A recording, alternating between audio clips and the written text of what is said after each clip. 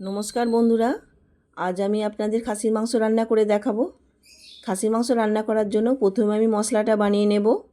দুটো বড় পেঁয়াজ, দুটো বড় রসুন, 100 গ্রামের থেকে একটু কম পরিমাণ আদা আর 15টা কাঁচা লঙ্কা ভালো করে আমি মিক্সিতে পেস্ট করে নেব।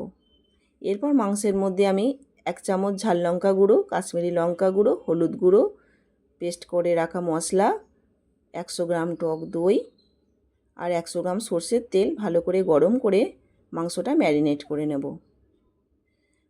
মাংসটা খুব ভালোভাবে হাতে করে মাখিয়ে নেব, যাতে মশলাটা মাংসের মধ্যে খুব ভালোভাবে মাখানো হয়। এরপর 2 ঘন্টা আমি মাংসটা ঢেকে রেখে দেব। 2 ঘন্টা পর আমি রান্নাটা করব। আজ সম্পূর্ণ রান্নাটা আমি হাঁড়িতে করব, কোনো প্রেসার কুকার ব্যবহার করব না। প্রথমে হাঁড়ির মধ্যে আমি সর্ষের তেলটা দিয়ে ভালো করে গরম করে আলুগুলো লাল লাল করে ভেজে তুলে রাখব। আলুগুলো ভাজা হয়ে গেলে ওই তেলেই গোটা গরম মশলা ফোড়ন দেব।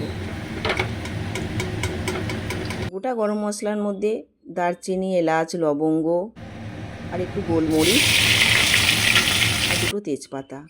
ফোড়নটা হয়ে গেলে কুচি করে কেটে রাখা পেঁয়াজ হালকা করে ভেজে নেব। পেঁয়াজটা ভাজা হয়ে গেলে ম্যারিনেট করা মাংসটা দিয়ে ঢেকে দেব।